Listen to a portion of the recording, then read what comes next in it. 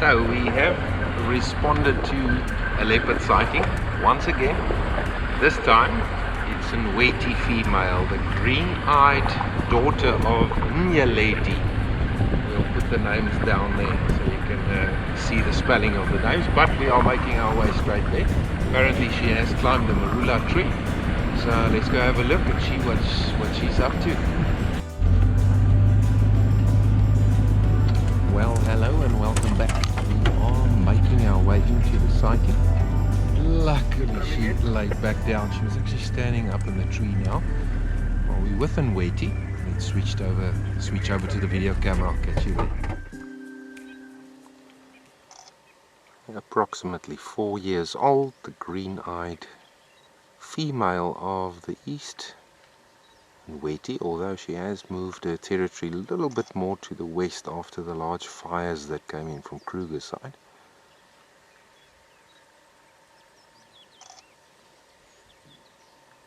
Got quite a full belly, but she did climb this tree about a half an hour ago, so she did probably survey the area and thought, well, it's time to move on again. So as we got to the sighting, she descended from the top of the tree to where she is now, so we're lucky that she's still up there.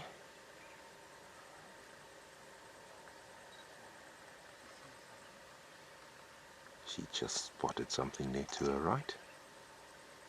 Primal instinct taking over.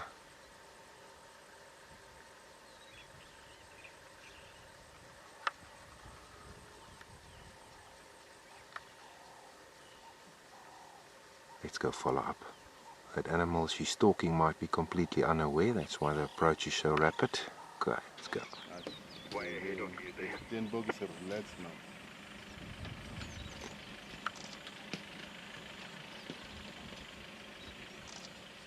There you can see Nweti in full hunting mode, and she's stalking a Steenbok. So we did manage to find out, but we're keeping our distance. So let the two species continue naturally without us impacting them. The Steenbok did move a little bit. Look at that tail over there. See how she's walking from tree to tree or bush to bush for concealment. And while she's doing it, she's also watching every single move that that prey animal is making. The moment that it is oblivious and not... Look at that. She must be close.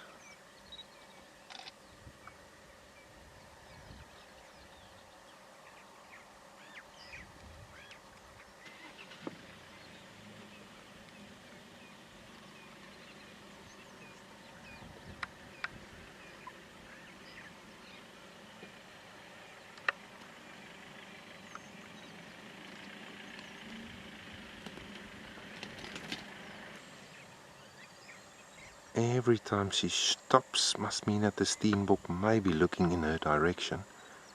When she moves, that means when the Steenbok is obviously looking up ahead of him and maybe moving away. She's edging closer. Leopards typically try and get about 5 to 10 meters before they strike. So she must be very close looking at her behavior.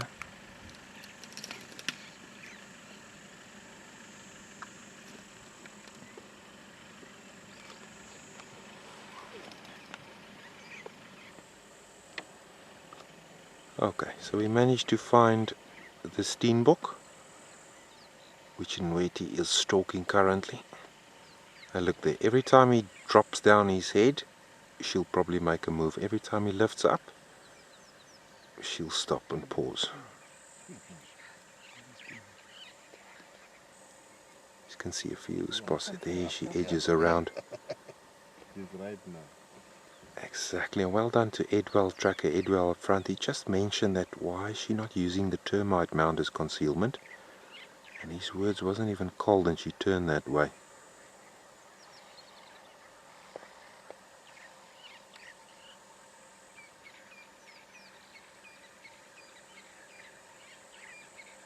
Steenbok still there.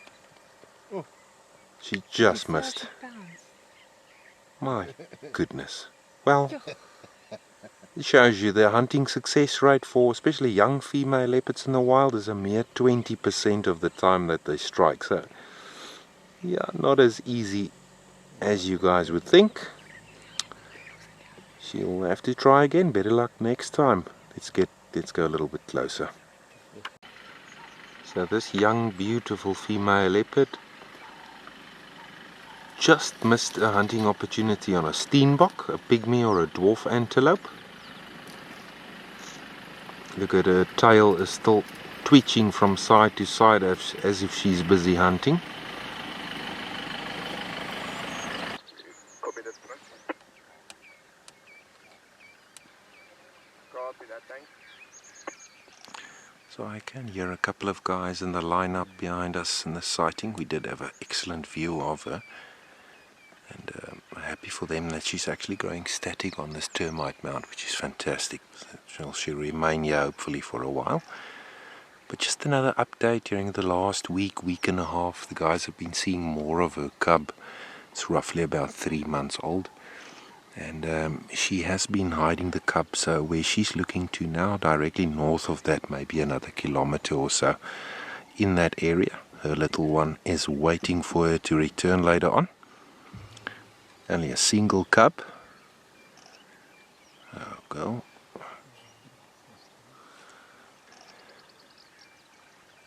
And why I'm saying this now is because I'm going to update you guys in the weeks to come. Hopefully by the time I get to see the cub for the first time, it'll be epic. Nothing less of glorious.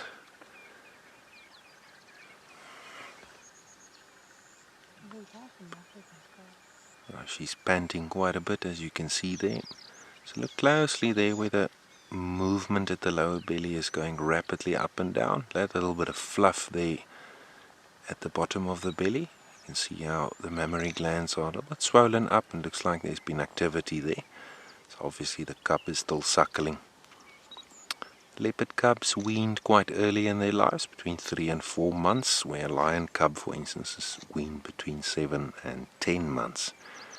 So that little one looks about 2 to 2.5 months old, so it's another couple of weeks, then he's going to be weaned, but they already do start eating solid foods from a young age, 2 to 3 months, they'll be feeding on solids.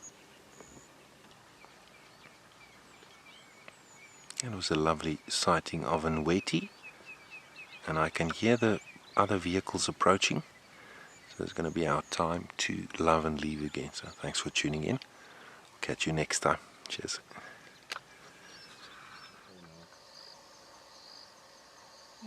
So we are on our way back to the lodge slowly, and we're checking around us with spotlights, of course. And what did we find slithering up in this small knobthorn tree is a very infamous and deadly black mamba. Look at that. This is an immensely large snake, guys. I'm just going to immediately guess that it could be a large female. Now she's hunting up in this tree, typically looking for birds in their nests, chameleons, birds roosting as well, and smaller snakes.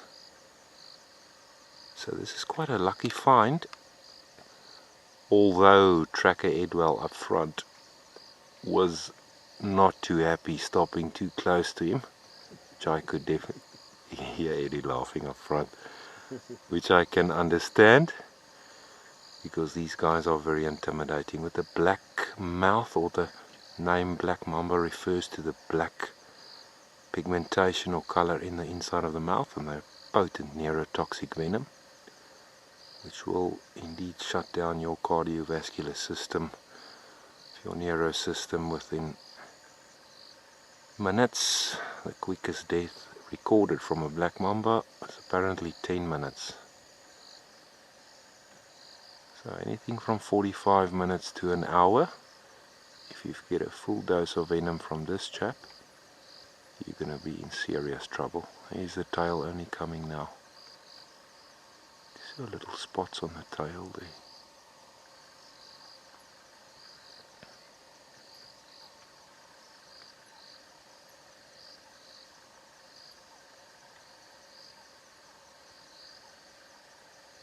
Quite ominous and quite eerie. Moving up with the branches alongside this snake. This is something you don't see every day. And after all the rains and the change of temperature and climate and so on, that or day-to-day weather, that make that the reptiles become more active now. It's about to start seeing them.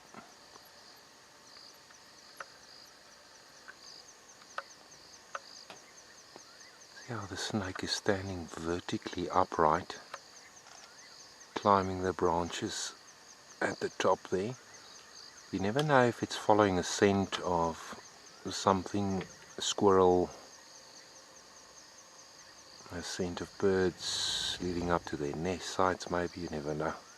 That slithering tongue, it captures vapor as it goes, like small minute particles, and takes it right into the organ of Jacobson. That's where it analyzes and tests the scent to see where to go.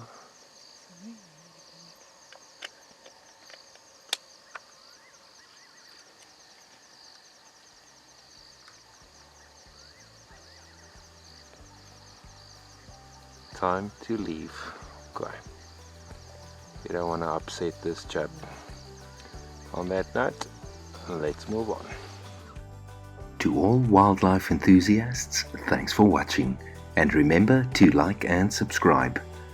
From the Timbavati Game Reserve and the Rockfig team, stay safe and cheers for now.